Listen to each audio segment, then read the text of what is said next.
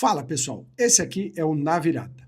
E hoje eu vou começar primeiro mandando um grande abraço para o Lucas Campagnolo e desejando para ele uma pronta recuperação. Ele que teve que abandonar o torneio de Miami enquanto estava disputando a partida contra o Martin Dineno e o Momo Gonçalves. Infelizmente ele teve uma lesão no joelho.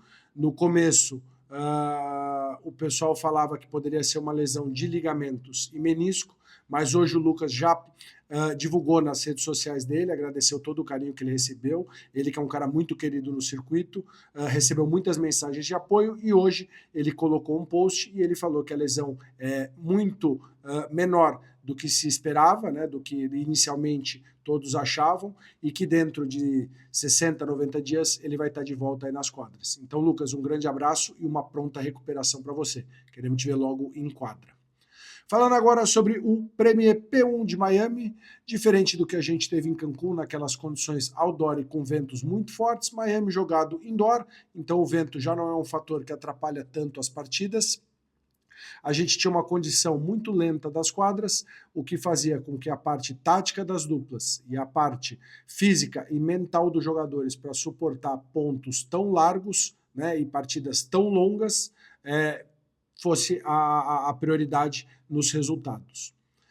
Falando um pouquinho sobre a chave feminina, nós tivemos nas quartas de final a presença de 7 das 8 primeiras duplas pré-classificadas. A ausência foi da dupla da Alejandra Alonso e da Alejandra Salazar, que foram eliminadas na segunda rodada, pela Bea Caldeira e pela Carmen Goenaga. Então aí as demais 7 primeiras duplas pré-classificadas estavam presentes nas quartas de final. Para as semifinais, avançaram as 4 duplas favoritas ao título, Delfina Breia e Gemma Triay, Cláudia Fernandes e Sofia Araújo, André Austero e Ariana Sanches, e Paula José Maria e Bea Gonçalves. Avançaram de forma tranquila, todos os jogos com vitória por 2-0.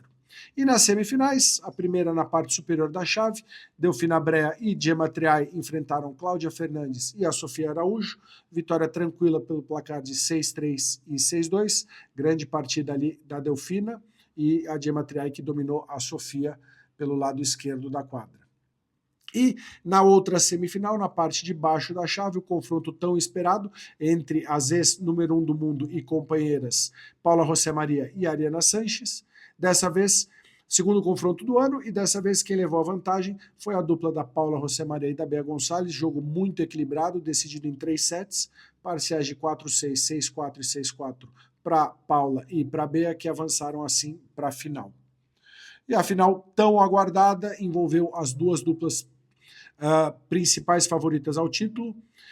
Foi uma partida dura de 3 sets, e é surpreendente por causa da pré-classificação, mas assim, que mostraram, uma dupla que mostrou um grande entrosamento, mostrou que a sintonia está se ajustando, cada uma está encontrando o seu papel no jogo da dupla, elas estão mais confortáveis em quadra para exercer a tática que é de cada uma, né? Então conseguindo explorar melhor o seu potencial. Então vitória por 2-1 da Paula José Maria e da Bea Gonçalves, parciais de 6-3, 4-6, 7-5, um grande duelo de direitas da Delfina Breia contra a Paula José Maria. A Gemma Triay e a Bea Gonçalves, pelas condições lentas da quadra, não conseguiram explorar tanto a sua agressividade, e aí nessa queda de braço entre a Paula e a Delfina, levou a melhor a Paula, jogou muito bem, controlou muito bem profundidade, direção e força da bola, conseguiu deixar desconfortáveis a dupla da Delfina e da Gemma, e aí conseguiram a vitória em 3 sets apertadíssimos, uma grande partida, quase 3 horas de jogo. Quem não assistiu, vale a pena entrar e ver o replay desse jogo.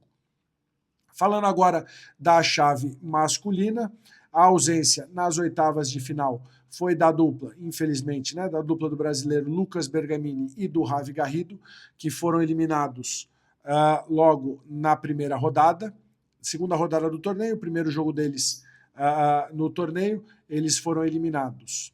E aí, nas quartas de final, então, nós tivemos a presença também das 7 principais duplas pré-classificadas, a ausência, como eu falei, do Lucas Bergamini e do Ravi Garrido, e quem completou o quadro nas quartas de final foram os Ravis, Javier Barahona e Javier Garcia.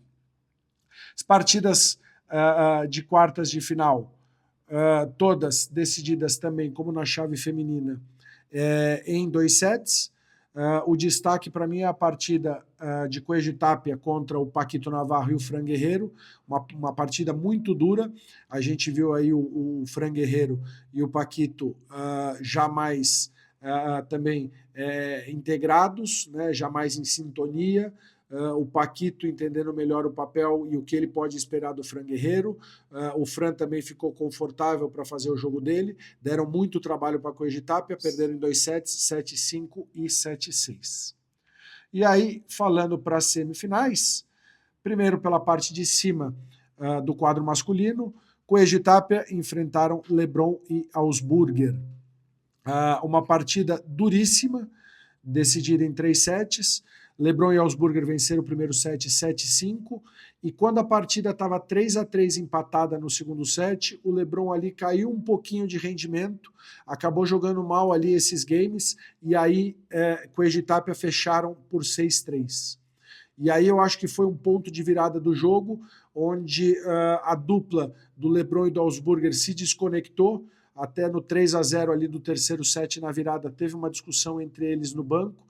Eu acho que uma discussão, não vou dizer normal, mas considerando um Lebron, que é um cara super competitivo, um Augsburger que está chegando ali na primeira prateleira de jogadores, está buscando o seu espaço, teve uma discussão entre eles ali por um desentendimento em quadra, um falou um pouco da postura do outro, e isso aí, quando você enfrenta Coelho Tapia e eles ganhando moral dentro da partida, conseguindo se impor, isso aí custa caro, e foi o que aconteceu. Estava 3-0, ainda Lebron e o Augsburger conseguiram 2 games, mas Coelho Tapia fecharam o terceiro set por 6-2. Mas foi também uma grande partida, valeu a pena muito acompanhar. Do lado de baixo da chave, as semifinais, Yanguas e Stupasuk enfrentaram Chingoto e Galan e foram facilmente dominados e superados por um duplo 6-2. E a tão esperada final colocou frente a frente Coelho Tapia contra Chingoto e Galan. E nas condições lentas de Miami, o que a gente pôde ver foi um Chingoto extremamente eficiente, até muito semelhante ao que a Paula José Maria fez na final feminina. Ele dominou muito bem a quadra, conseguiu controlar muito o jogo, segurar muito o Coelho no fundo da quadra, deixou o Coelho desconfortável para fazer o que ele mais gosta, que é jogar uma bola e entrar na quadra já para cortar o tempo e diminuir o espaço, e o Chingoto conseguiu segurar muito bem o Coelho no fundo, variando muito a direção da bola, jogando ali bandejas e víboras pelo meio da quadra, depois jogando pela tela lateral, empurrando ele pelo backhand para o fundo, deixou o Coelho muito desconfortável, dominava também quando precisava, jogava paralelo, conseguia também deixar o Tapia no fundo da quadra, não deixou a dupla Coelho Tapia fazer o que é tradicional deles, que é jogar a bola e entrar na quadra, andar para frente e tentar impor a sua agressividade. No duelo das esquerdas, Tapia e Galan, o Tapia estava desconfortável, não conseguiu render, eu acho, o seu 100%, e a gente viu um Galan que, apesar de cometer erros não forçados, mas também conseguiu converter muitos winners. Então, o Galan, quando você tem um parceiro como o Chingoto que te dá essa tranquilidade, essa confiança de poder entrar para definir os pontos, o Galan nesse ponto foi impecável. Conseguiu muitos winners, muito acima até do que a média de Chingoto, Coelho e Tapia. E na minha opinião, assim, na final feminina a gente teve uma Paula José Maria como a jogadora de destaque. Na final masculina, uns podem achar que Chingoto foi o jogador de destaque pelo tanto que ele controlou o jogo e proporcionou as oportunidades para o Galan, como outros também podem achar que o Galan foi o jogador de destaque da final, por conseguir converter todas as oportunidades e aproveitar todas as chances de winners. Eu particularmente acho que, apesar do trabalho do Chingoto, para mim, na minha opinião, o jogador de destaque foi o Galan, por ele conseguir converter, pela eficiência que ele teve na definição dos pontos. Num jogo tão apertado como foi, o placar foi 2-1, 7-5, 3-6 e 6-3, realmente quem consegue converter as oportunidades faz a vantagem, faz a diferença. E aí, para mim, na minha opinião, o Galan marcou essa diferença. Premier Padel tem agora uma folga de 2 semanas. Próximo torneio é o Premier do Egito. Eu acho que ali fortes candidatos ao título, Chingoto e Galan. Coelho e Tapia não se inscreveram, não vão estar presentes nesse Premier do Egito. A gente tem a oportunidade do tão esperado confronto Coelho, Tapia, Chingoto, Galan acontecendo na semana seguinte na Bélgica, em Bruxelas, quando a gente vai ter um Premier P2 lá de Bruxelas. Então é isso. Por hoje fica aqui essa análise do Premier P1 de Miami. Mais uma vez, e também conto com a torcida de todos aí para a gente ver a pronta recuperação do Lucas Campagnolo e ele logo de volta aos torneios. O Na Virada vai estar de volta daqui a 2 semanas, depois do Premier, trazendo para vocês as informações do Premier do Egito. Tá?